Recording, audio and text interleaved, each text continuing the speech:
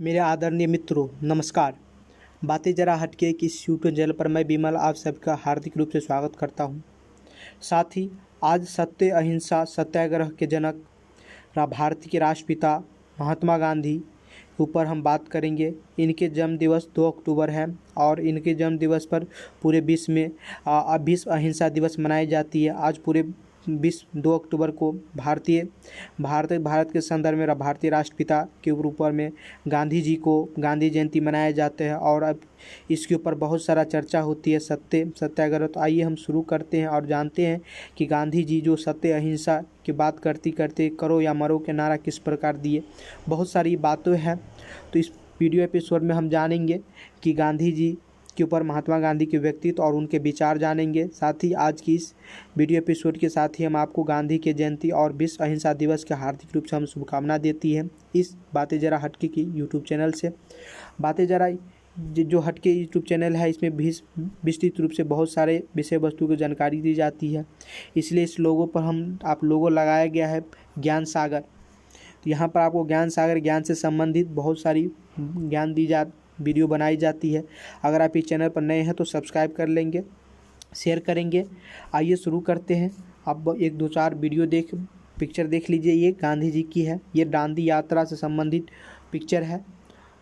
आगे हम बात करते हैं गांधी जी के एक कोट के ऊपर बात करते हैं, उद्धरण के ऊपर बात करते हैं। गांधी जी कहते हैं you must not lose faith in humanity. आप मानवता का जो विश्वास है वो आप उसे नहीं खोइए। Humanity is the ocean. जो मानवीयता है वो क्या है? समुद्र है। If a few drops of the ocean और डेट, अगर कुछ गंदगी अगर आप समुद्र में डाल देते हैं तो द ओशियन डज नॉट क्या होती है? द ओशियन यानी कि समुद्र क्या है? गंदा नहीं हो सकती।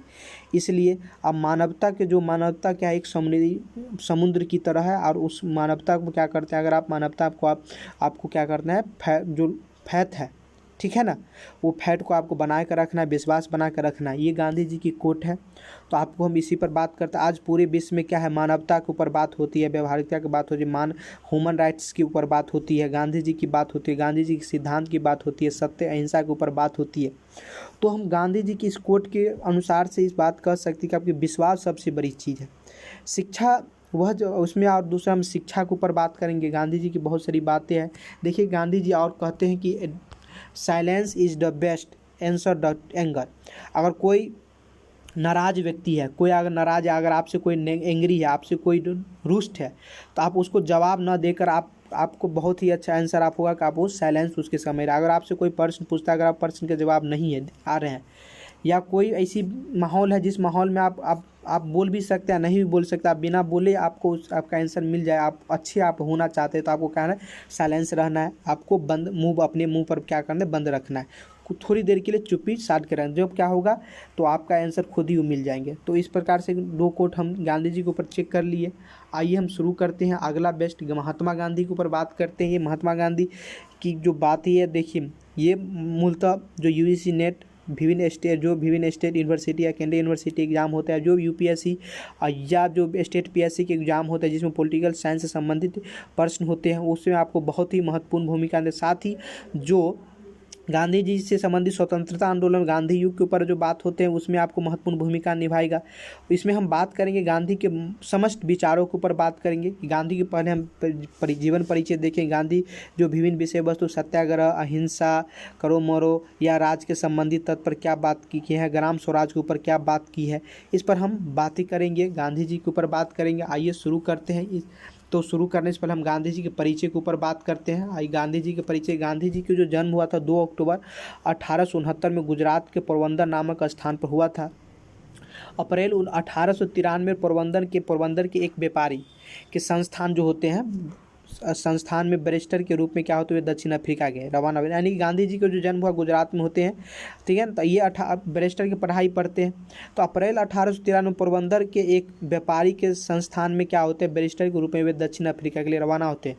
14 अगस्त 1894 उन्होंने रंग भेद के खिलाफ क्या होते हैं? वहाँ आवाज़ उठाते हैं उठाने के उद्देश्य से वह नेटाइल इंडियन कांग्रेस का स्थापना करते हैं। ये सवाल बहुत ही बार बार पूछी जाती है कि नेटाइल इंडियन कांग्रेस का स्थापना किसने की। नेटाइल इंडियन कांग्रेस का स्थापना किसने की, तो महात्मा गांधी ने की थी। आगे हम बात करते हैं 1903 में ट्रांसवाल ब्रिटिश इंडिया सोसाइटी की स्थापना की 1903 में। ये दक्षिण अफ्रीका की बात है। 1 अप्रैल 1904 को इंडियन ओपिनियन के प्रबंधन और प्रकाशन का जिम्मा लिया। 1 अक्टूबर 1904 को इंडियन ओपिनियन के प्रबंधन के प्रकाशन का जिम्मा लेते हैं। नवंबर दिसंबर 1904 में उन्होंने फिनिक्स आश्रम की स्थापना की। बहुत ही महत्वपूर्ण प्रश्न है, पूछा जाता है बार बार। जो यूजीसी नेट की एग्जाम होती है पॉलिटिकल साइंस है, वो क्या है, उसमें पूछी जाती है कि नवंबर दिसंबर 1904 को फिनिक्स आश्रम की स्थापना किसने की, तो महात्मा गांधी ने की थी। तो ये सब दक्षिण अफ्रीका में हुआ था। गांधी जी 9 जनवरी 1915 को क्या होते हैं, भारत लौटाते हैं। गांधी जी 9 जनवरी 1915 को भारत लौटाते हैं। देखिए गांधी जी को हम डिटेल में अगर बात करें, गांधी जी का जन्म होता है 1869 ईस्वी में। उसके बाद जो ये क्या बहुत ही अच्छे पढ़ाई लिखाई में नहीं थे। ये क्या बोलते हैं, जो भी बच्चे के कारण आचरण होते उस प्रकार से, लेकिन इनके ये क्या इनके ऊपर क्या था, इनके माता के बहुत ही प्रभाव पड़ा हुआ था। हम बात नहीं करते, बस हम इनको फिर हम पढ़ ना पा रहे हैं। एक डिटेल आश्रम इनके विचार के ऊपर जाना चाहते। गांधी जी के व्यक्तित्व और विचार क्या थी, इसके ऊपर हम बात करेंगे। 25 मई 1915 को अहमदाबाद में साबरमती आश्रम की स्थापना करते। एक आश्रम क्या था, फिनिक्स आश्रम 1904 में, और एक 25 मई 1915 को अहमदाबाद में साबरमती आश्रम की स्थापना की। सुभाष चंद्र बोस ने उन्हें राष्ट्रपिता कहा। रविन्द्रनाथ टैगोर ने उन्हें महात्मा की उपाधि दी। पूछी जाती है बार बार विभिन्न एग्जाम में, तो इसमें पूछा जाता है कि सुभाष चंद्र बोस ने जो राष्ट्रपिता किसे कहा, तो महात्मा गांधी को। और महात्मा रविन्द्रनाथ टैगोर उपाधि किसने दी, रविन्द्रनाथ टैगोर दी। गांधी जी व्यवहारिक आदर्शवादी यानी कि प्रैक्टिकल आइडियलिस्ट कहे जाते हैं। व्यवहार में जो बात उनको उपयोग होते थे वो उसी पर क्या करते, उनको बात करते थे। गांधीवाद एक आदर्शवादी विचारधारा है। गांधीवाद एक विचारधारा है, एक क्या है, आदर्शवादी विचारधारा है।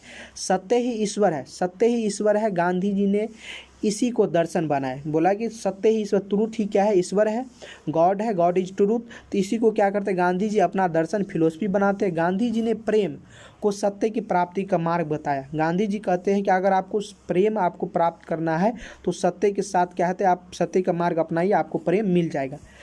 प्यारे लाल नैयर गांधी जी के निजी सचिव थे, जिन्होंने गांधी जी के जीवन पर अनेक रचनाएं लिखी। ठीक है, इस प्रकार से हम देखिए, आप इसमें बोल सकते हैं गांधी जी के माता का नाम, पिता क्या, उसकी पत्नी क्या नाम थी, तो ये सब बात आप जानते होंगे।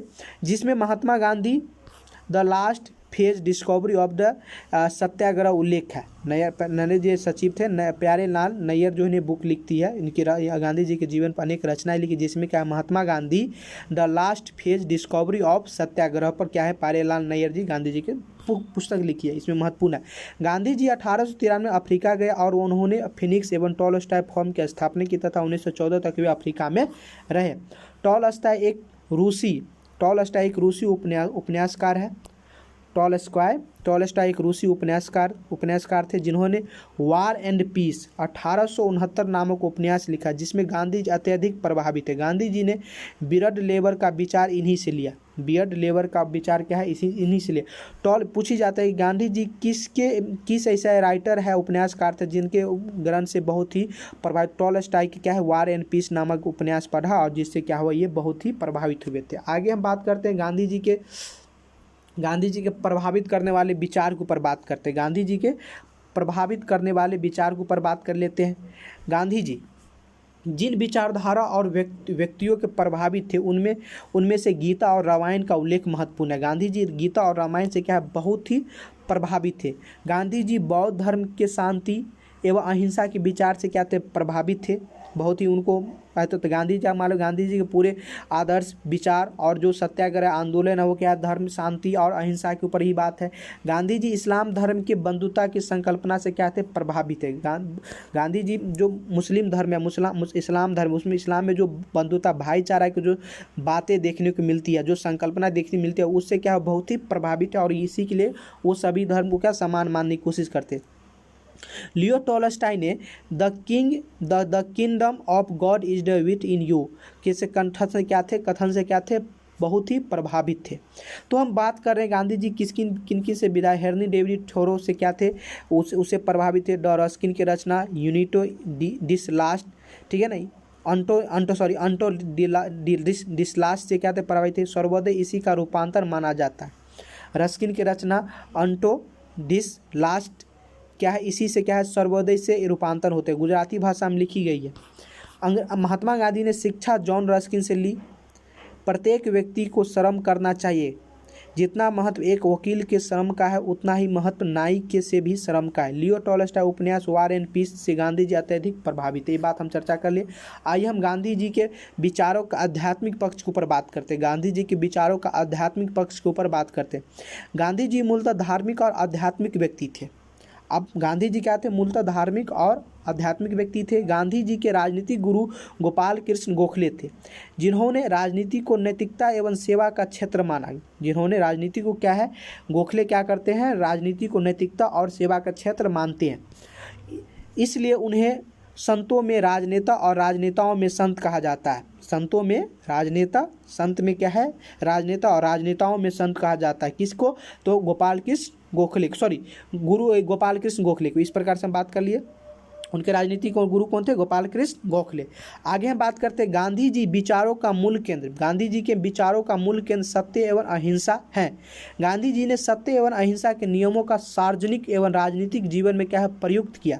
गांधी जी जो सत्य और अहिंसा को उनको सार्वजनिक यानी कि पब्लिक फोरम पर और राजनीतिक पॉलिटिक्स जीवन में क्या किया, प्रयुक्त रूप से उनको नियमित रूप से पालन किया। गांधी जी पूर्ण रूप से क्या है, नैतिकतावादी थे। गांधी जी पूर्ण रूप से क्या थे, नैतिकतावादी थे, मानवतावादी थे, मोरल टाइप के थे, एथिकल।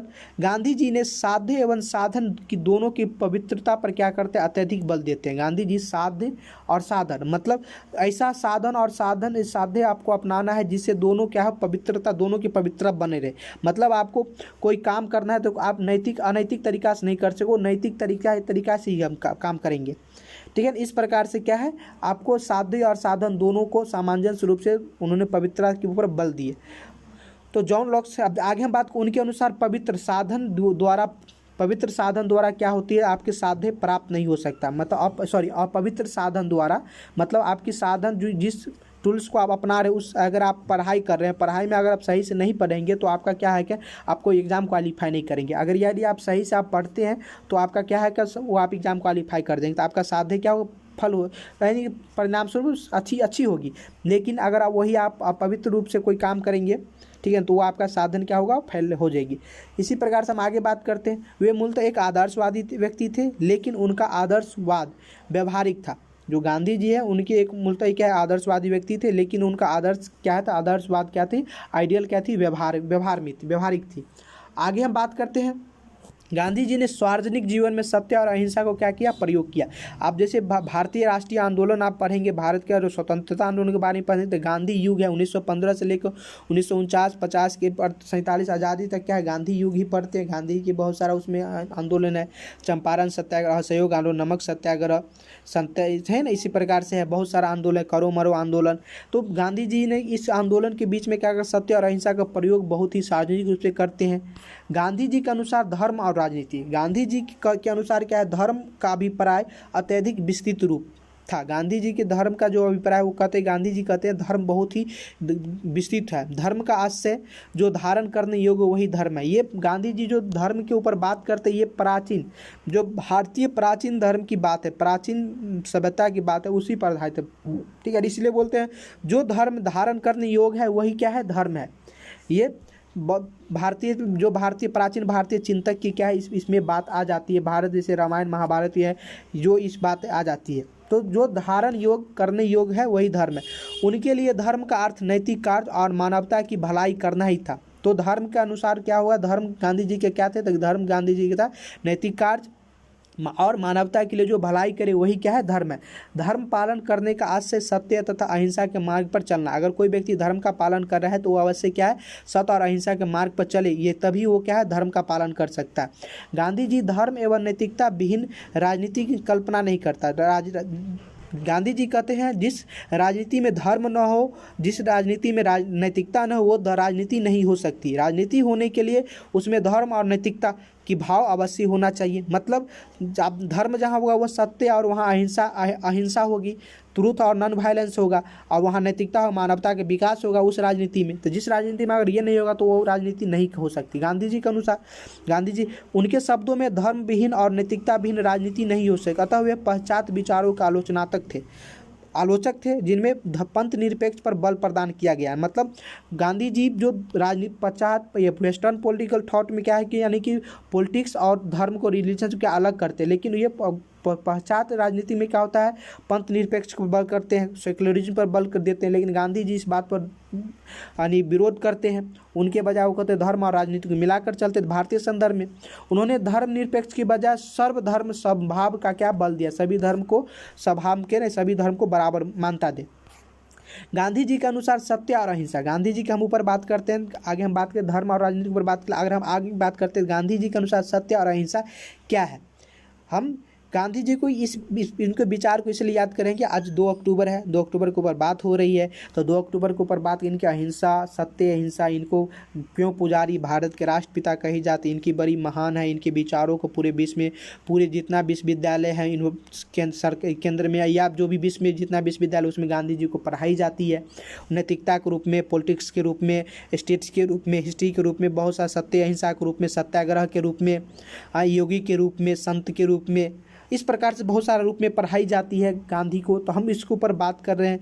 इतनी बड़ी भारत के पास इतनी बड़ा महारथ, इतनी बड़ी धरोहर किस प्रकार काम किया, तो हम उस धरोहर के ऊपर बात करें। गांधी जी का आत्मकथा के ऊपर बात, तो सत्य और अहिंसा की बात करते हैं। गांधी जी का आत्मकथा सत्य के प्रयोग, the story of my experiment with truth में लिखा है कि सत्य के लिए कोई अलग ईश्वर नहीं होता, अहिंसा की साधना से ही सत्य प्राप्त की जाती है। अगर आप अहिंसावादी है, नॉन वायलेंसवादी है, तो आप क्या है कि आप उस साधन से आप क्या है सत्य को प्राप्त कर सकते हैं। सत्य की ओर ले जाने वाला मार्ग ही क्या है, अहिंसा है। अगर आप अहिंसा नहीं करते हैं, ठीक है ना, तो आप उस मार्ग पर चल के क्या आप सत्य को प्राप्त कर सकते हैं। गांधी जी के अनुसार अहिंसा के 2 अभिप्राय हैं। गांधी जी के अनुसार अहिंसा के 2 अभिप्राय, एक नकारात्मक और दूसरी सकारात्मक। नकारात्मक रूप में अहिंसा का अर्थ किसी की हत्या न करना। नकारात्मक रूप में क्या है बोलते हैं, अहिंसा का मतलब बोलते हैं कि आप किसी के पास नकारात्मक अहिंसा है तो उसके मतलब है कि किसी का हत्या न करना। तथा सकारात्मक रूप में अहिंसा का अर्थ है प्राणी मात्र के प्रति प्रेम से। प्राणी मारते हैं मतलब आपको नकारात्मक रूप से अगर आपको अहिंसा नहीं करना है, अहिंसा करना है तो आप किसी को हत्या नहीं करें, ठीक है। दूसरा सकारात्मक रूप से आपको अहिंसा करना है तो किसी प्राणी मात्र के प्रति ही क्या करें, आप प्रेम के भाव लाए। यही क्या है गांधी जी की अहिंसा है। गांधी जी के अनुसार अहिंसा मनसा वाचा या वाचन बोलते हैं या कर्मणा होना चाहिए। मतलब आप किसी को अहिंसा किस प्रकार नहीं करें, मन से नहीं कर सकते। किसी को अगर अपने अंदर मन में आप लेते हैं कि मुझे इसको गाली, आप किसी को मन में आप किसी को आप अब्यूज करें, किसी के अपने अंदर ही समझ सेल्फ रिफ्लेक्शन करें कि अगर अब मेरा बस चलता तो मैं इसे मार देता या कर देते। तो इस प्रकार से क्या मन में अगर आप अहिंसा के भाव लाते हैं तो वह अहिंसा ने हिंसा हो गया। वचन से आपको किसी को आप क्या करना है, क्रोधी, किसी को आप नीचे नहीं दिखाना है। कर्म के अनुसार आपको क्या किसी को नीचे ऊपर नहीं करना है। कर्म के अनुसार आप भी आपको क्या करना, अहिंसा अपना, तब वो क्या होगा, आपका अहिंसा होगा। गांधी जी के अनुसार अहिंसा वह सिद्धांत है जिसमें अपने विरोधियों को भी क्या है, प्रेम से जीता जाता है, न कि घृणा या संघर्ष से। आप प्रेम से अगर अपने विरोधी को, आप दुश्मन को, एनिमी को जीत लेते हैं तो वही आपके लिए अहिंसा है।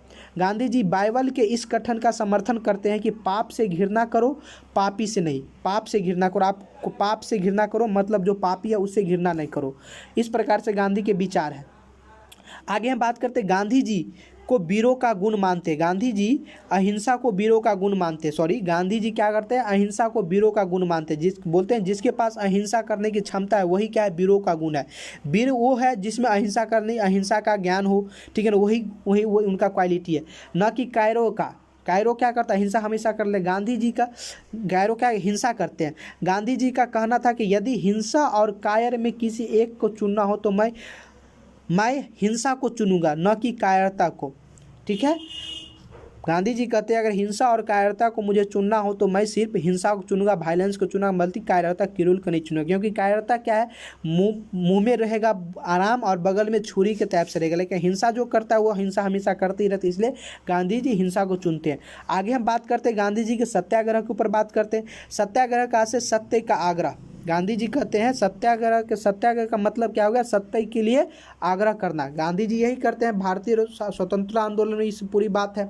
सत्याग्रह कमजोर नहीं बल्कि शक्तिशाली व्यक्ति का अस्त्र है। गांधी जी कहते हैं जो सत्याग्रह वो कमजोर नहीं है बल्कि शक्तिशाली व्यक्ति का क्या अस्त्र है, वेपन है। आत्मा को शक्तिशाली बनाने के लिए व्यक्ति को सत्य, अहिंसा, असत्य, अपरिग्रह एवं ब्रह्मचर्य का क्या है, पालन करना चाहिए। गांधी जी कहते हैं अगर आपको उस आत्मा को शक्तिशाली बनाना है, सॉइल को अगर आपको पावरफुल बनाना है तो आप उस व्यक्ति को क्या करना है, सत्य बोलना है, अहिंसा करना, असत्य रहना चाहिए, चोरी न करना चाहिए, अपरिग्रह, ज़्यादा संपत्ति अर्जन, ब्रह्मचर्य का पालन करना चाहिए। आप जिस प्रकार से आप बौद्ध धर्म की क्या है, बौद्ध धर्म के ऊपर बात है, बौद्ध धर्म में इसी बात की बात करते हैं, अष्टांग मार्ग। आज जैन धर्म का आप बात करते त्रिपिटक, इस प्रकार से जो बात ही आ जाती है तो इस पर गांधी जी क्या करते हैं, बौद्ध धर्म से प्रभावित है। ये जो बात है अहिंसा, सत्य, अपरिग्रह, ब्रह्मचर्य, सत्य, ये जो बात आती है शक्तिशाली बनाने के लिए, तो ये अहिंसा के ऊपर जो बात आती है तो ये सब बात है सत्याग्रह आपको किस प्रकार करना। उनके अनुसार शक्तिशाली का आज से आत्मिक रूप में शक्तिशाली होना, मतलब आपके अंदर आंतरिक रूप से, आत्मिक रूप से, मन वचन से क्या है आपको शक्तिशाली होना चाहिए, बल्कि एक शरीर के रूप से आपको भौतिक रूप में आपको शक्तिशाली नहीं होना है। शक्तिशाली आपको अंदर से होना है, ठीक है ना। कितनू हवा बहे, तूफान आ जाए, कितनू सुनामी आ जाए, आपको अपने मन से क्या है डगी रहना है। आपको ये रहना है कि आपको एग्ज़ाम क्वालिफाई करना है। आपको गांधी जी की कितना उन्होंने भारत के स्वतंत्रता आंदोलन में इतनी बड़ी योगदान दिया, किस प्रकार दिया उन्होंने। उनके आंतरिक रूप से क्या होते, शक्तिशाली थे तब ना वो क्या भारत को स्वतंत्रता दिला पाई। आप बताइए गांधी जी अहिंसा आंदोलन चलाए, असहयोग आंदोलन चलाए। असहयोग आंदोलन में थोड़ी सी एक घटना हो गई, अहिंसा घटना, चोरी चोरा कांड, और उन्होंने क्या कहा, असहयोग आंदोलन वापस ले लिया। तो क्या है, वो अपने आत्मिक रूप से, मन बल से क्या थे, शक्तिशाली थे। अगर भौतिक रूप से अगर वो शक्तिशाली रहते तो क्या कहते, चलो हिंसा होने दो।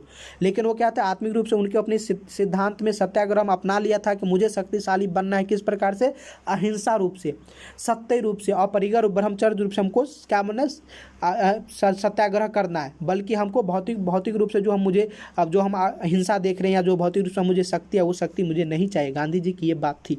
तो इसलिए गांधी जी को आज इतनी बड़ी अहिंसावादी विश्व में पूरे माना जाता है। विश्व का इसको आप पूरे विश्व क्या है, गांधी के विचारों को और लौटने की कोशिश कर रहा है।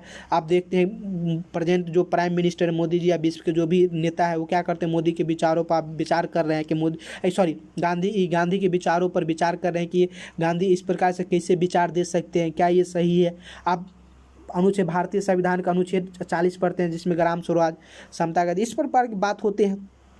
तो जो राज के नीति निर्देशक तत्व है वो गांधी जी का ही देन है, ठीक है, आदर्श राज का स्थापना करना। तो आगे हम बात करते हैं, निष्क्रिय प्रतिरोध का सिद्धांत अरविंद घोष ने दिया। निष्क्रिय प्रतिरोध जो होते हैं उनका सिद्धांत क्या अरविंद घोष ने दिया था। आगे हम बात करते हैं सत्याग्रह और निष्क्रिय प्रतिरोध में क्या अंतर है, वो बात करते। सत्याग्रही जो होते हैं व्यक्ति विरोधी के नुकसान का प्रयास नहीं करता, बल्कि वह विरोधी की हृदय परिवर्तन का क्या करते हैं, प्रयास करते हैं, और हिंसा का प्रयोग कभी नहीं करता। निष्क्रिय प्रतिरोध का जो आशय है वो नकारात्मक रूप में विरोध करना, ठीक है। नकारात्मक में समझ गए। नकारात्मक विरोध क्या हो गया, नकारात्मक विरोध मतलब आपको हिंसा नहीं करना, आप किसी का आपका हत्या नहीं करना, लेकिन आपको विरोध करना है, ठीक है। तो ये नकारात्मक क्या हो गया, अहिंसा हो गया, नकारात्मक विरोध। अतः अवसर पाने पर हिंसा का क्या हो, प्रयोग किया जा सकता है। ये निष्क्रिय विरोध कौन करते हैं, अरविंदो घोष।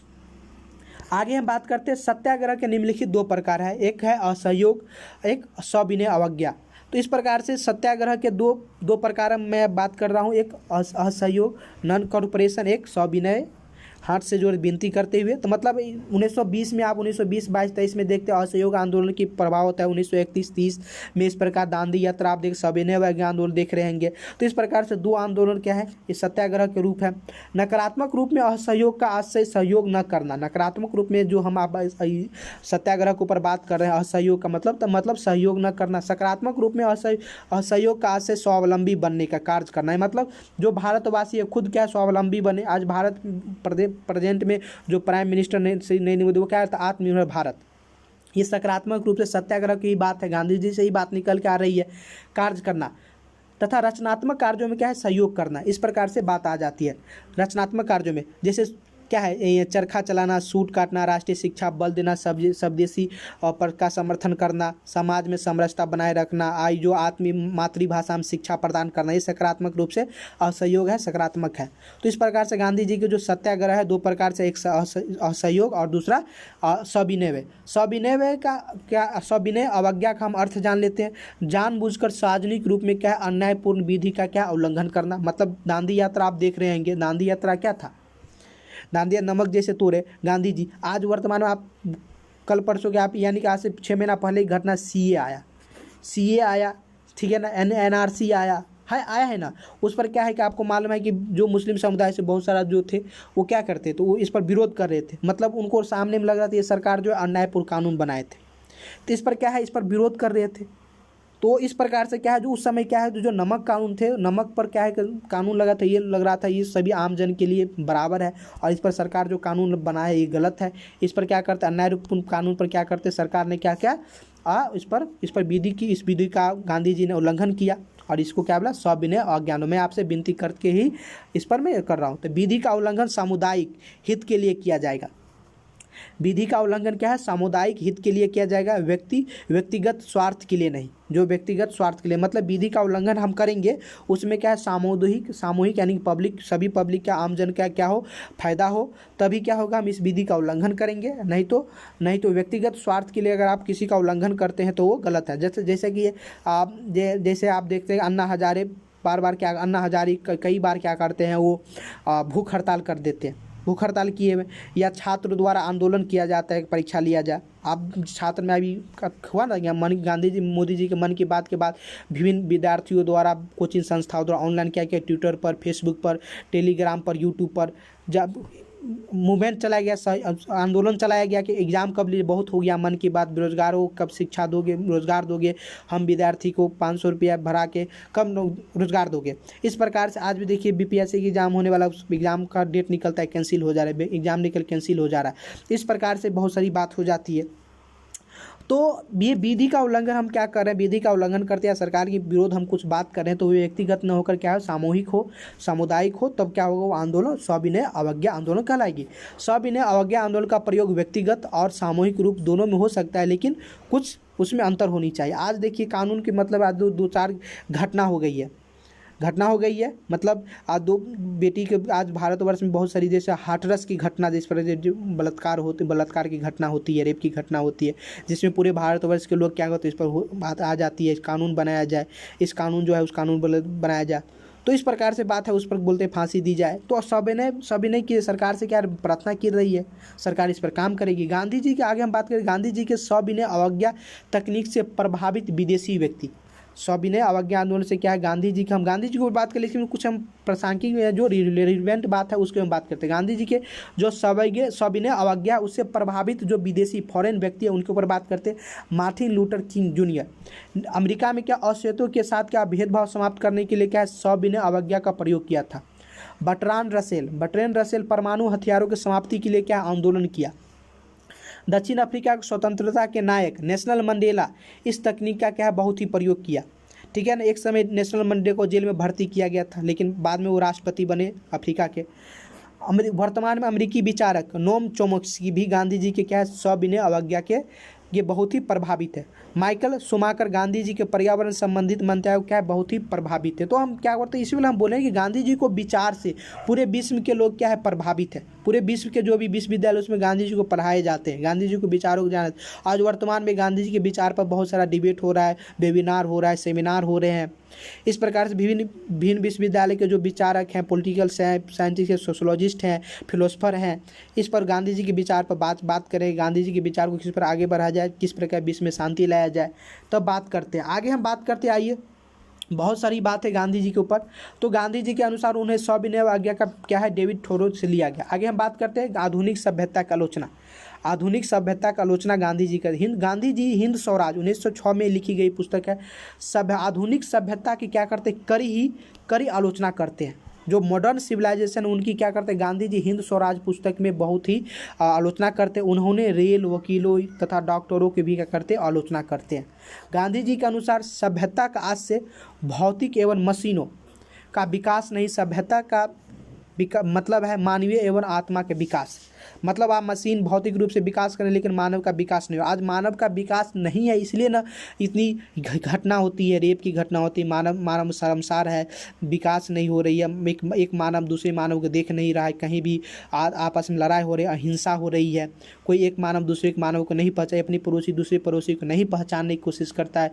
अब बगल में हिंसा हो रही है, किसी को मार रहा है लेकिन कोई व्यक्ति रास्ता पर किसी को पिटाई हो रहा है लेकिन कोई देखते हुए चला जाएगा। तो ये क्या है, भौतिक रूप में तो विकास हो रहा है, भौतिक रूप में विकास हो रहा है, लेकिन मानव की मानवता कहाँ गया, आत्मा का विकास कहाँ गया, ये सब नहीं हो रहा है। तो गांधी जी मॉडर्न सभ्यता के क्या है, बहुत ही खिलाफ थे। ये 1906 में इनके ये जो हिंद स्वराज पुस्तक लिखी गई थी ये बात पर। इसलिए अब किसी के बहन बेटी रास्ता पर घूम रही है और दूसरे कोई लड़का आके कोई आगे कुछ आ गया आवारा, वो उनको छेड़ रही है, लेकिन वहीं पर दूसरा कोई मानव है वो देख रही है लेकिन वो उसका कोई विरोध नहीं कर रहा है, सोच रहा है मेरा क्या जा रहा है, वो दूसरी की बहन बेटी को बेइज्जत हो रहा है। तो इस प्रकार से क्या है, मानवीय विकास या सभ्यता के विकास के ऊपर बात गांधी जी चाहते थे, लेकिन ये जो भौतिकवादी और मशीन जो टूल्स की विकास हो रही है इस पर गांधी जी बहुत बड़ा आलोचक थे। इसलिए आधुनिक सभ्यता के क्या है, वो बहुत बड़ा आलोचक थे। गांधी जी पश्चात सभ्यता के कड़े आलोचक थे, ठीक है ना। तो इस प्रकार से गांधी जी के अनुसार पश्चात सभ्यता भौतिकवादी है तथा वहाँ शक्तियों का केंद्रीकरण है। आर्थिक तथा राजनीतिक रूप में इस केंद्रीकरण से क्या होते हैं, हिंसा उत्पन्न होती है। एक हम प्रसंग आपके ऊपर शेयर करना चाहते हैं। एक बार विदेशी व्यक्ति भारत आया घूमने के लिए, और एक विदेशी व्यक्ति एक व्यक्ति को देखता है, एक व्यक्ति को देखता है कि वो पेड़ के नीचे बैठा हुआ है छाँव में बैठा हुआ है, जहाँ पर छाए रहते हैं, जहाँ पर हवा बह रहा है और एंजॉय अपना व्यक्ति लेटा हुआ है। तो एक वो व्यक्ति आते हैं और पूछते हैं कि क्या कर रहे हो, तो वो व्यक्ति कहते हैं बैठा हूँ। तो वो व्यक्ति बोलते हैं कि जाके काम धंधा नहीं कर सको, समय पास करना चाह रहे हो। तो वो व्यक्ति बोलते हैं क्या करूँ, तो कल के काम कर। वो व्यक्ति बोले कि वो व्यक्ति 50 विदेशी से, तो व्यक्ति अब मैं क्या काम करके क्या करूँ, तो वो बोले कि काम करके क्या करोगे, काम करके रुपया कमाओगे। तो बोल के रुपया कमा के क्या करोगे, तो रुपया कमा कर घर बनाओगे, घर बना क्या करोगे, तो घर में रहेंगे या गाड़ी घोड़ा करेंगे। बहुत सारा उनको बोले कि ऐसो आराम के जो भी चीज़ है भौतिक जगत के ऊपर बात का। तब उसके बाद क्या करोगे, तो उसके बाद बोले कि ये सब हम जब काम कर लेंगे, रुपया अर्ज लेंगे, घर बना लेंगे, संपत्ति अर्ज लेंगे, एसी लगा लेंगे, फ्रिज लगा लेंगे, गाड़ी ले लेंगे, तब हम आगे इसके बाद क्या होगा। तो फिर विदेशी बोलते इसके बाद तुम आराम करोगे, ऐसो करोगे। तो वो बोला कि इतना करने के बाद मैं ऐश करूँगा, इतनी संपत्ति अर्जने के बाद, इतनी गाड़ी घोड़ा करने की, इतनी परिश्रम करने के बाद, मैं इतने समय को नाश करके तब मैं क्या बोलते हैं ऐश करूँगा। तो इससे अच्छा मैं तो अभी ही ऐश कर रहा हूँ, कोई काम नहीं, कुछ नहीं, और मैं हवा में बेच। तो इस प्रकार से क्या है, भारतीय संदर्भ के विचार को लेकर गांधी जी क्या करते हैं, अपनी विचार दी है। और पश्चात जो विचारक है, पश्चात जो बात है वो क्या है, भौतिकवादी है। वहाँ क्या है, आर्थिक विकास है, राजनीतिक है विकास है, केंद्रीकरण जिसमें क्या हिंसा है। और यहाँ पर क्या है, यहाँ पर मानवता की विकास है, ठीक है ना, आत्मिक विकास है, मानव का नैतिकता विकास है। तो गांधी जी भारतीय संदर्भ में क्या है, विचारक है। और इस विचार का आज क्या है, बहुत ही वर्तमान में रेलिवेंट है, प्रासंगिक, और इस विचार के मांग हो रहा है। अब हम बात करते हैं गांधी के राज के संबंधित विचार। राज पर गांधी जी क्या विचार देते हैं। गांधीवाद को दार्शनिक अराजकवादी भी कहा जाता है। जो गांधीवाद है, गांधीवाद को दार्शनिक फिलोसफर जो है वो उसे अराजकतावादी भी कहता था, उन्हें शांतिवादी अराजकतावादी भी कहते हैं। यानी कि शांतिवादी अराजकता नहीं, यानी कि अराजकतावादी भी कहते हैं। मतलब कहने का मतलब ये है कि गांधी जी शांति के अनुसार क्या कर रहे थे, विद्रोह कर रहे थे। मतलब इस प्रकार से शासन के विरोध, मतलब अहिंसा करना, असहयोग करना है, आपको सविनय करना, इस भी बात कर रहे हैं। मतलब हम आपके कानून को तोड़ देंगे, ठीक है ना, लेकिन वो क्या है, शांति से करेंगे। जिसमें अराजक है, अराजकतावादी है, मतलब अराजकता, आपका विद्रोह कर रहे हैं। तो किस विद्रोह कर रहा है, विद्रोह आप शांतिपूर्वक कर रहे हैं। इसलिए जो विभिन्न फिलोसफर हैं, जो दार्शनिक है, उसे अराजकतावादी कहते हैं गांधी जी को। तो क्यों कहते हैं, तो क्योंकि शांति रूप से ये क्या कर रहे थे, विद्रोह कर रहे थे, इसलिए और लग गया है। क्योंकि सत्याग्रही और अहिंसात्मक नैतिक व्यक्ति के लिए राज की कोई आवश्यकता नहीं होती है। मतलब जो व्यक्ति जिस व्यक्ति में सत्याग्रही हो, अहिंसात्मक हो, उस व्यक्ति जिस व्यक्ति में नैतिकता हो, वो व्यक्ति के लिए राज क्या कोई आवश्यक है, राज क्या आवश्यकता है जिस व्यक्ति में, तो अगर सभी व्यक्ति में सत्याग्रही हो, सविनय हो, अहिंसात्मक हो, ठीक है, नैतिकता हो, व्यक्ति से प्रेम हो, मानव विकास हो, आत्मशक्ति हो, ठीक है, भौतिक जगत से कोई मेल नहीं हो, तो क्या उसके लिए राज की आवश्यकता है? राज का स्थापना ही हुआ है। राज के हम उत्पत्ति सिद्धांत, राज बनने की बात करेंगे, राज के विकास के ऊपर हम बात करेंगे, सामूहिक सुरक्षा के ऊपर बात करेंगे, जिसमें राज की उत्पन्न हुआ, राज किस प्रकार बना, या जो राजा शक्तिशाली क्यों हुआ। तो हम राज की उत्पत्ति ही इस प्रकार, क्या है कि सत्याग्रह ने अहिंसात्मक नहीं है। लोगों में क्या हुआ, मत्स्य न्याय की बात वहाँ पर आ रही थी। तो गांधी जी ने राज को आत्मा रहित मशीन कहा। गांधी जी ने राज को आत्मा रहित मशीन कहा, जिसके द्वारा हिंसा का संगठित प्रयोग किया जाता है। राज के द्वारा क्या होता है, हिंसा का एक सामूहिक कलेक्टिव रूप से प्रयोग किया जाता है। गांधी जी राज नामक संस्था का विरोध करते थे, क्योंकि गांधी जी के अनुसार आदर्श व्यवस्था में राज का कोई अस्तित्व नहीं है, कोई आवश्यकता नहीं है। राज्य की हिंसा व्यक्ति की हिंसा से भयंकर होती है। जो राज्य की जो हिंसा होती है, व्यक्ति की हिंसा बहुत ही भयंकर होती है। मतलब आज वर्तमान में आप लेंगे जो उग्रवादी आतंकवादी है, ठीक है ना, या बहुत सारा आतंकवाद है, ठीक है ना, या कौन बहुत सारा हिंसावादी हो, तो आतंकवादी आप ले लीजिए। आतंकवादी क्या होते हैं, या दूसरा कोई देश है, दूसरे देश पर राज के विरुद्ध लड़ाई करते हैं, उसमें क्या होता है, कोई भी जा रही है व्यक्ति, उस पर क्या होती है, हिंसा हो जाती है। तो हिंसा हो जाती है तो क्या हो जाता है, वहाँ पर बहुत सारा व्यक्तियों की मृत्यु हो जाती है ना। क्या व्यक्ति से, एक व्यक्ति विशेष से तो ज़्यादा भयंकर। अगर राज नहीं होता गांधी जी के शब्दों में, गांधी जी के विचारों में, तो क्या होता है, ये हिंसा नहीं होती, एक व्यक्ति दूसरे व्यक्ति से हिंसा करते, ठीक है ना। लेकिन यहाँ क्या है, राज है, तो जो राज के विरोधी है वो राज से विरोध करते हैं, और इसका परिणाम क्या होता है, व्यक्तियों को भुगतना पड़ता है। गांधी जी ने समुच्चय पाश्चात्य सभ्यता की क्या आलोचना की।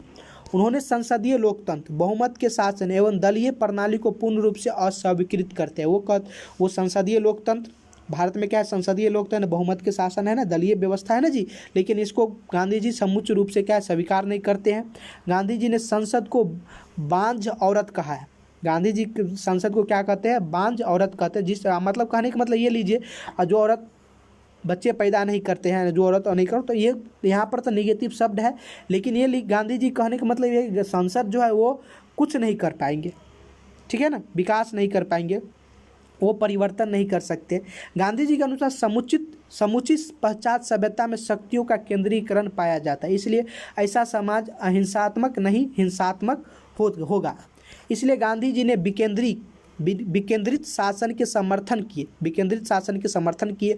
आज जो हम वर्तमान में जो सांसद, विधानसभा और ग्राम स्वराज के ऊपर बात करते हैं, ये गांधी जी की ही विचार है, विकेंद्रीकरण। 1973-74 या 1993-94 को जो है 73वां-74वां संविधान संशोधन और ग्राम स्वराज का स्थापना हुई, गांधी जी के विकेंद्रीकरण पर ही आधारित है।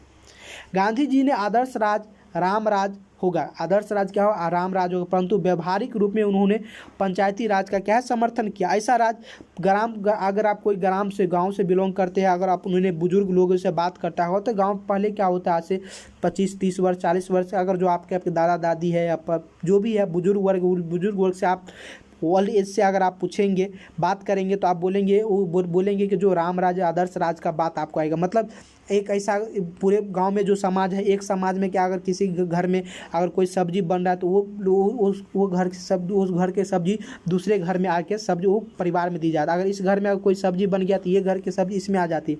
मतलब अगर यहाँ पर कोई हरी सब्जी है, तो अगर इस घर में नहीं है, तो ये हरी सब्जी यहाँ जाती है। लेकिन वो अभी क्या है, वर्तमान में क्या है, किसी के घर में कुछ भी बने, वो सामान दूसरे घर में नहीं जाता है। उसी घर में क्या है, खा के ख़त्म हो जाए या नहीं बच गया तो उसे फेंक दिया जाता है, बल्कि पड़ोसी को नहीं मिलती है। मतलब कहने का मतलब जो पंचायती राज, आदर्श राज या राम राज की व्यवस्था थी, तो मतलब गांव के अंदर ही क्या है, पिसिया मशीन हो, ठीक है ना, खेती बाड़ी उद्योग हो, नमक हो, व्यवस्था जो हो, सभी व्यवस्था क्या है उसी गाँव में हो जाता था, बाहर आपको जाने की व्यवस्था। लेकिन आज क्या है, पूरे आपके अपने गांव में कोई भी आवश्यकता आपके लिए आवश्यकता है, तो वो क्या है, आपको बाहर से आपको पूरा होगा। जैसे आज सुधा दूध है जी, है ना जी, तो दूध आपको बाहर से आ जाते, शहर से आती, लेकिन अब पहले दूध क्या होती, पहले दूध गांव से शहर जाती थी। तो इस प्रकार से है, तो परिवर्तन है। तो गांधी जी इस प्रकार के शासन व्यवस्था चाह रही थी, विकेंद्रीकरण की जो शासन व्यवस्था चाह रही थी, वो पंचायती राज की, मतलब राम राज इस प्रकार थी। गांधी जी का रामराज गांव का एक संघ होगा। गांधी जी के अनुसार शहरों में व्यक्ति रहते हैं लेकिन गांव में देवता का निवास होता है। आज भी आप गांव में जाएंगे, अगर को आप गिर जाएंगे तो गांव के व्यक्ति आपको उठाएंगे, पूछेंगे कहाँ है। अगर शहर भटक गए तो बहुत का बात है, लेकिन इसमें परिवर्तन हो रहा है, लेकिन शहर में इस प्रकार नहीं है। उनके अनुसार राजनीति का आशय लोकनीति या लोक कल्याण है, शक्ति के लिए संघर्ष नहीं। गांधी जी कहते हैं जो लोक नीति है वो लोक कल्याण है, लेकिन ये राजनीति क्या है, लोक नीति का काम होना चाहिए, लेकिन ये शक्ति के संघर्ष के लिए नहीं होना चाहिए। लेकिन अभी क्या है, शक्ति के लिए संघर्ष है। अभी बिहार में विधानसभा चुनाव हो रहा है, ठीक है, विभिन्न मध्य प्रदेश में चुनाव हुआ था, उत्तर प्रदेश में या केंद्र में 2019 में चुनाव हुआ। क्या है, संघर्ष किस लिए, राजनीति किस लिए हो रहा है, शक्ति के लिए संघर्ष हो रहा है। या आप केंद्र राज्य के संबंध के ऊपर बात करेंगे तो इसमें क्या है, गांधी जी इस प्रकार से बात करते। गांधी जी कहते हैं कि जो हम राजनीति कर रहे हैं वो शक्ति के लिए नहीं, आपको लोकनीति के वेलफेयर स्टेट के लिए काम करना है, पब्लिक वेलफेयर के लिए काम करना है। लेकिन ऐसी बात अभी नहीं हो रही है व्यवहार में, लेकिन हो रहा है, पब्लिक वेलफेयर के काम हो रहा है। लेकिन क्या है, राजनीति किस लिए हो रहा है अभी, बट पॉलिटिक्स किसके लिए, सिर्फ पावर एक्वायर के लिए, पावर अचीव करने के लिए, शक्ति प्राप्त करने के लिए। उन्होंने विकेंद्रित, गांधी जी है विकेंद्रीकृत शासन का समर्थन करते हुए गाँव को मूल इकाई माना। उनके अनुसार गांव के लोग जनपद से प्रांत, जनपद से क्या है प्रांत, प्रांत से के लोग अखिल भारतीय प्रतिनिधि के निर्वाचित करें। गांधी जी सबसे बड़े लोकतंत्रवादी, समाजवादी तथा व्यक्तिवादी थे, परंतु पश्चात अर्थ में बिल्कुल नहीं। गांधी जी जो थे बहुत बड़ा लोकतांत्रिक समर्थक थे, समाजवादी थे, व्यक्तिवादी थे, लेकिन वो ये सब क्या है, वेस्टर्न जो अर्थ में, वेस्टर्न पॉलिटिकल थॉट तो उसके अर्थ से बिल्कुल अलग है। ये भारतीय संदर्भ में क्या थे, लोकतंत्रवादी थे, समाजवादी थे, व्यक्तिवादी थे।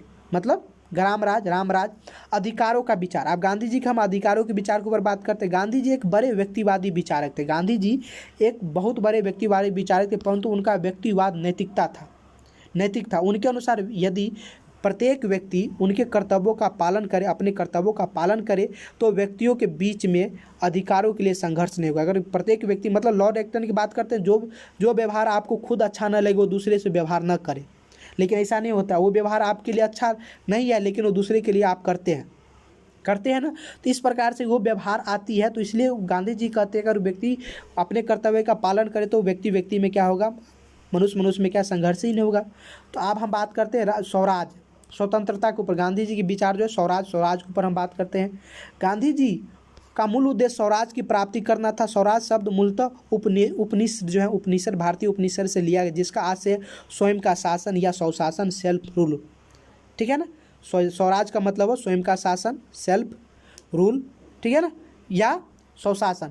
स्वराज का स्वराज के नैतिक, आध्यात्मिक एवं राजनीतिक दोनों अर्थ में माने जा सकते हैं। स्वराज का जो नैतिक जो है वो क्या है, आध्यात्मिक, रिलीजियस और पॉलिटिक्स दोनों अर्थ में क्या माना, नैतिक एवं आध्यात्मिक रूप में स्वराज का अर्थ स्वशासन या आत्मनियंत्रित होना, जबकि राजनीतिक रूप में स्वराज का आशय लोगों द्वारा अपना शासन स्वयं को करना, लोगों द्वारा अपने स्वयं को शासन करना। इस प्रकार से हम स्वराज का दो अर्थ ले लिए, एक आध्यात्मिक रूप में, ठीक है ना, आध्यात्मिक रूप में तो मतलब स्वयं का आत्मनियंत्रित होना, सेल्फ कंट्रोल, और जबकि पॉलिटिक्स रूप में हम लेंगे तो स्वराज का से हो गया स्वयं का क्या हो, स्वयं पर क्या हो, शासन करना, एडमिनिस्ट्रेट करना।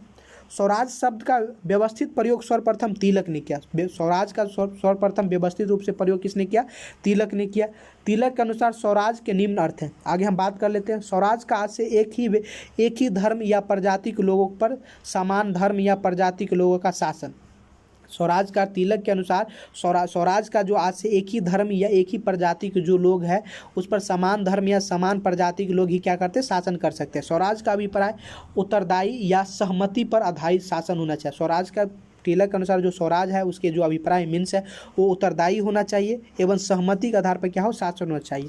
स्वराज का आज से लोगों की राजनीतिक प्रक्रिया में सहभागिता होनी चाहिए। स्वराज का आज से जो है वो लोगों की राजनीतिक प्रक्रिया में क्या है, सहभागिता होनी। तिलक ने स्वराज का प्रयोग डोमिनियन स्टेट के रूप में किया था। मतलब भारत उस समय क्या था, तिलक के समय क्या था, भारत गुलाम थे, गांधी के समय भी गुलाम थे, लेकिन गांधी जी ने जो स्वराज का प्रयोग किया वो क्या थे, डोमिनियन ने स्वतंत्रता के ऊपर बात की।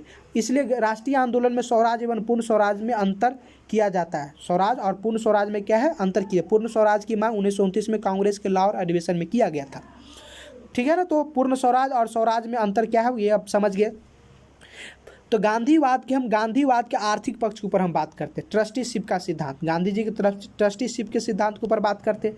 ट्रस्टीशिप ठीक है। ट्रस्टीशिप सिद्धांत के अनुसार संपत्तिशाली व्यक्ति अपनी संपत्ति का मालिक नहीं बल्कि ट्रस्टी है। ट्रस्टीशिप का जो सिद्धांत है उसमें कहते हैं कि जो संपत्तिशाली व्यक्ति जो है वो अपनी संपत्ति का मालिक नहीं बल्कि ट्रस्टी है।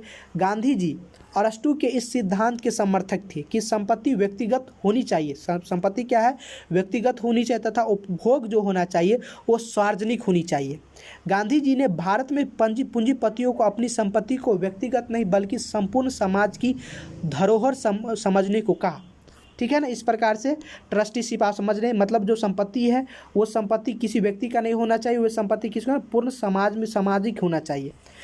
इस प्रकार से पूंजीपतियों के हृदय में क्या हो? परिवर्तन। आज भी बहुत आप देखते होंगे जो पूंजीपति है वो पूंजीपति क्या करते हैं कि वो अपने संपत्ति को उसमें 10% 11% जो होते हैं अपनी आम जन को लिए सभी दे देते हैं।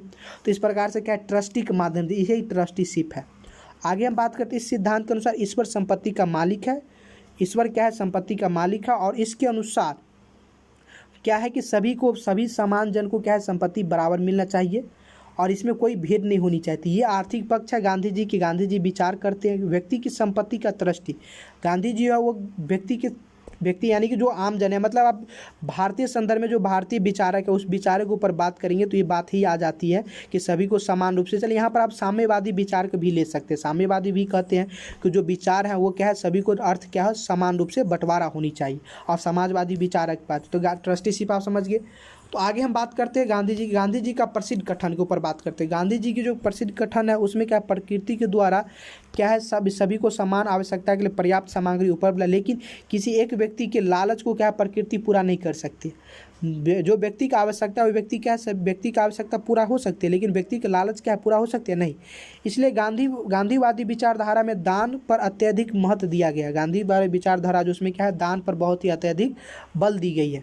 श्रमदान, मतलब आपको पास रुपया पूंजी नहीं है तो आप क्या अपने शरीर से बल दीजिए, संपत्ति दान कर दीजिए। अगर आपके पास संपत्ति दान कर दी, भूमि है तो भूमि दान कर दीजिए, तो आप भूदान आप मालूम है, ग्राम दान कर दीजिए। तो इस पर क्या है? दान की इकाई के रूप में बात की गई है।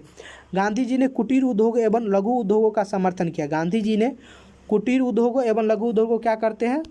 समर्थन करते हैं, क्योंकि इससे संपत्ति का केंद्रीयकरण नहीं होता। गांधी जी का इससे क्या होता है? संपत्ति का केंद्रीकरण नहीं होता है। गांधी जी जो है इसमें कहते हैं कि गांधी की विचारधारा जो है वो गांधीवादी विचारधारा जैसे आगे हम बात करते हैं। तो गांधी जी कुटीर उद्योगों एवं का समर्थन करते हैं क्योंकि इसमें संपत्ति का केंद्रीकरण नहीं होता। गांधी जी जो है कुटीर उद्योग का समर्थन करते हैं, इसमें केंद्रीकरण का नहीं होता। गांधीवादी विचारधारा भारत जैसे श्रम प्रधान देश के लिए क्या अत्यधिक व्यवहारिक है। आज आप क्या है? आज पूरे विश्व में क्या है? सभी उद्योग क्या केंद्रीकरण हो गया है, विकेंद्रीकरण नहीं है। कुटीर उद्योग लघु उद्योग जो है भारत संदर्भ में वो क्या है? खत्म हो चुका है और इस पर बात कर रहे हैं। अब आत्मनिर्भर भारत की बात होती है तो इसमें कुटीर उद्योग और लघु उद्योग की बात होती है। इसलिए वे भारी मशीनों के विरोधी थे। गांधी जी भारी मशीनों के विरोधी थे, लेकिन मशीन मात्र के विरोधी नहीं थे। मशीन मात्र के विरोधी, क्योंकि चरखा भी एक मशीन ही है। गांधी जी के अनुसार प्रत्येक व्यक्ति को श्रम करना चाहिए। आगे हम बात करते हैं गांधीवाद का सामाजिक पक्ष। गांधीवाद का सामाजिक पक्ष सर्वोदय। सर्वोदय का अर्थ है सबका उत्थान। सर्वोदय का अर्थ क्या है? शब्द का उत्थान, सभी का विकास हो। गांधी के अनुसार सर्वोदय जो है उस विचारधारा को संकेत करता है जो सत्य और अहिंसा पर आधारित हो। समाज में किसी के प्रति बैर न हो, यह वर्ग सहयोग पर आधारित हो, तब वो क्या होगा? वह सर्वोदय होगा। गांधी जी का सर्वोदय जो है वो विचार समाजवाद का विकल्प माना जाता है। जो गांधी जी का सर्वोदय जो वो क्या है? समाजवाद का विचारक है। समाजवाद का हम ऊपर बात करेंगे, साम्यवाद के ऊपर भी बात करेंगे, पूंजीवाद के ऊपर भी बात हम करेंगे। गांधी जी के अलावा अन्य सर्वोदय विचारक जयप्रकाश नारायण, दादा धर्माधिकारी, धीरेन्द्र मजूमदार, के.जी. मसरूवाला, दीन कराव देव, विनोबा भावे सर्वाधिक क्या थे? प्रख्यात सर्वोदय थे। आगे हम बात करें संविधान सभा में एस.एन. अग्रवाल प्रसिद्ध गांधीवादी थे। ठीक है ना। संविधान सभा में क्या है? प्रसिद्ध जो एस.एन. अग्रवाल थे वो प्रसिद्ध गांधीवादी थे। सर्वोदय जॉन रस्किन की रचना अंटो दिस लास्ट का क्या है? गुजराती अनुवाद है। आगे हम बात करते हैं जॉन रस्किन के विचारों को। उन्होंने निम्नलिखित विचार लिए हैं। जॉन रस्किन से विचारों से व्यक्ति की भलाई समाज की भलाई में नहीं था। अगर व्यक्ति का भलाई करते समाज की भलाई है। वकील एवं न्याय के श्रम का मूल्य क्या है? समान है। मजदूर एवं कारीगर का जीवन ही वास्तविक जीवन है। गांधी जी का आदर्श समाज सर्ववादी समाज था, जिसे उन्होंने सामुद्रिक वित्त ओशियन सर्कल की संज्ञा दी, जिसके अनुसार व्यक्ति परिवार की भलाई के लिए कार्य करेगा। व्यक्ति क्या है, परिवार की भलाई के लिए कार्य करेगा और परिवार गांव की भलाई करेगा तथा गांव वासियों द्वारा तालुका की भलाई की जाएगी। इसलिए प्रत्येक छोटी इकाई अपनी बड़ी इकाई की भलाई के लिए क्या है, कार्य करेगी। आज भी है। उनके अनुसार सभी व्यक्तियों का उत्थान आवश्यक है। धनी व्यक्तियों का नैतिक उत्थान एवं गरीब व्यक्तियों का भौतिक उत्थान होनी चाहिए। तो आई होप आप ये समझ रहे हो। गांधी जी के सर्वोदय के ऊपर हम बात कर रहे तो पूरे समझ रहे होंगे। आगे हम बात करते हैं गांधी जी के व्यवहारिक रूप में हरिजन सेवक संघ की स्थापना की। गांधी जी जो है व्यवहारिक रूप में हरिजन संघ की स्थापना की। गांधी जी ने वर्ण आश्रम व्यवस्था को स्वीकार किया, यद्यपि उन्होंने इस जन्म से नहीं बल्कि कर्म के आधार पर माना। हरिजन शब्द से ऊपर हम वीडियो बना चुके हैं, आप उसे देख लेंगे। हरिजन शब्द से ऊपर बात बहुत अच्छा से हम वीडियो बना चुके हैं, आप भी प्ले लिस्ट में जाके देख सकेंगे। आगे हम बात करते हैं नई तालीम के ऊपर। नई तालीम के ऊपर नई तालीम मतलब नई शिक्षा। नई तालीम के द्वारा गांधी जी पश्चिमी शिक्षा का प्रभावी विकल्प प्रस्तुत किया। जो पश्चिमी शिक्षा क्या हो, मातृभाषा में दी जानी चाहिए। 2019-20 के जो नई शिक्षा नीति है वो क्या है, मातृ शिक्षा पर आधारित। शिक्षा में चरित्र विकास, शिक्षा में क्या हो, चरित्र विकास व सादगी तथा शारीरिक शिक्षा पर क्या हो, बल दिया जाना चाहिए। शिक्षा में क्या हो, शारीरिक चरित्र विकास, सादगी और शारीरिक विकास। लेकिन प्रेजेंट में क्या है, शिक्षा सभी को दी जाती है लेकिन चरित्र का विकास नहीं, सादगी के विकास नहीं, शारीरिक विकास पर बल नहीं दी जाती है। आगे भाई गांधी इस पर विचार कर रहे थे। शिक्षा में कुटीर उद्योग एवं हस्तकला का परीक्षण दिया जाए। अभी 2020 के जो शिक्षा नीति आया है, नई शिक्षा नीति, उसमें क्या है 8वीं क्लास से ही क्या होगा, सभी को रोजगार दी जाएगी, स्किल दी जाएगी। ठीक है। शिक्षा गांव में ही प्रदान की जाएगी। शिक्षा के लिए धन आम लोगों के लिए एकत्र किया जाएगा। शिक्षा के लिए धन क्या आम लोगों के लिए एकत्र किया जाए, आम लोगों से एकत्र किया जाना। नई तालीम, नई शिक्षा में प्राथमिक शिक्षा के साथ क्या है, प्रौढ़ा शिक्षा पर भी बल दिया जाना चाहिए। कुछ तथ्य के ऊपर हम बात कर लेते हैं। केजी मसरूरवाला ने अपनी रचना गांधी एवं मार्क्स में कहा है कि गांधीवाद से हिंसा जोड़ने से यह मार्क्सवाद नहीं होगा। गांधीवाद में जो है उसमें अगर हिंसा जोड़ देंगे तो वो क्या होगा, वो मार्क्सवाद नहीं होगा। गांधी जी ने दक्षिण अफ्रीका में ग्रीन पंपलेट और इंडियन ओपिनियन नामक विचार क्या है, पत्र प्रकाशित किया था। इंडियन ओपिनियन को साप्ताहिक पत्रिका के रूप में प्रकाशित किया जाने लगा। गांधी जी ने राजनीतिक विचार, गांधी जी के जो राजनीतिक विचार है हिंद स्वराज में पाए जाते हैं। गांधी जी के जो राजनीतिक विचार हिंद स्वराज में पाए जाते हैं। हिंद स्वराज का प्रकाशन 1938 में हुआ। गांधी जी हिंद स्वराज कब लिखे थे, तो 1904 में लिखे थे। गांधी जी का आत्मकथा the story of my experiment with truth में वह गुजराती भाषा में लिखी गई है तथा जिसका अंग्रेजी अनुवाद जो है महादेव देसाई ने किया है। गांधी जी ने भारत में हरिजन तथा यंग इंडिया पत्रों का क्या है, संपादन किया। मैं आपको पहले ही बता चुका, हरिजन से संबंधित मैं बहुत बड़ा दलित शब्दों या जो हरिजन शब्द है इस पर बहुत बड़ा वीडियो मैं बना चुका हूँ। उसमें दलितों का इतिहास क्या रहा है, हरिजन शब्द क्या है, हरिजन का मतलब क्या होता है, गांधी जी हरिजन को क्यों लाया। ठीक है ना, ये हम बात कर चुके हैं। एक वीडियो अलग से मैं बना चुका हूँ, इस पर आप देख लेंगे। गांधी जी के अनुसार लुईस फिशर ने प्रसिद्ध रचना the life of Mahatma Gandhi लिखी। गांधी जी के ऊपर लुईस फिशर ने एक बुक लिखी है the life of Mahatma Gandhi. Dinkar Joshi महात्मा वर्ष गांधी बुक लिखी है। रामचंद्र गुहा जो है India after Gandhi the history of the world largest democracy, ये 2007 में पुस्तक लिखी है, रामचंद्र गुहा के मत लिखा गया है। आगे हम बात करते हैं 27 दिसंबर 1901 को गांधी जी क्या होते हैं, कोलकाता कांग्रेस अधिवेशन में भाग लेते हैं। ठीक है ना, 1901 में भाग लेते हैं। 1903 में जाते हैं दक्षिण अफ्रीका। जी N Dhawan political philosophy of Mahatma Gandhi पुस्तक लिखी जी एन धवन द्वारा। जेपी कृपलानी क्या लिए बुक लिखे the Gandhian way. JP Kripalani की दूसरा बुक है आई फॉलो महात्मा गांधी। गांधी जी ने अपने जीवन काल में केवल एक बार 1963 में क्या है बेलगांव कांग्रेस के अधिवेशन में भाग लिए हुए थे। इस प्रकार से हम क्या करते हैं, पूरे विस्तृत रूप से हम गांधी के विचार को जान लेते हैं। गांधी जी जो अपने जो विचार दिए हैं विभिन्न क्षेत्रों पर किस प्रकार से विचार दिए, शिक्षा के क्षेत्र पर, सर्वोदय के क्षेत्र पर, सत्याग्रह के क्षेत्र पर, अहिंसा के क्षेत्र पर। ठीक है ना, इस प्रकार से बहुत सारा जो गांधी के विचार है, तो सामाजिक क्षेत्र के ऊपर जो विचार है, स्वराज के ऊपर जो विचार है, तो मैंने गांधी के बहुत से विचारों पर अपना विचार व्यक्त कर लिए। तो आई होप आप इसे समझ रहे होंगे। गांधी जी के बारे में मैं वीडियो पूरा चेक कर लिया हूँ। आज की इस 2 अक्टूबर आज की दिन है, तो इसलिए हम गांधी के इस 2 अक्टूबर की जयंती पर आपको विशेष रूप से गांधी के विभिन्न विचारधारा और उनके व्यक्तित्व जो है उनके व्यक्तित्व पर हम बात किए हैं, जैसा कि हम इस टॉपिक बनाए हुए थे। तो गांधी जी के करो मारा के जो नारा गांधी जी को हम नहीं बताए हैं, जो असहयोग आंदोलन, सत्याग्रह, ठीक है, सविनय अवज्ञा आंदोलन, करो मरो, ठीक है ना, भारत छोड़ो आंदोलन, इस प्रकार जो गोलमेज सम्मेलन, ये भारत जो हम भारतीय स्वतंत्रता आंदोलन से संबंधित हम बात करेंगे, गांधी जी के ऊपर हम बात करेंगे, हिस्ट्री संबंधित उस पर बात होगा। तो भारत किस प्रकार से, लेकिन हम इसमें एक पॉलिटिकल आइडियोलॉजीज पर बात की है, जिसमें आपको विभिन्न एग्जाम में संबंधित आपको पूछेगा गांधी जी के विचार और व्यक्तित्व के ऊपर।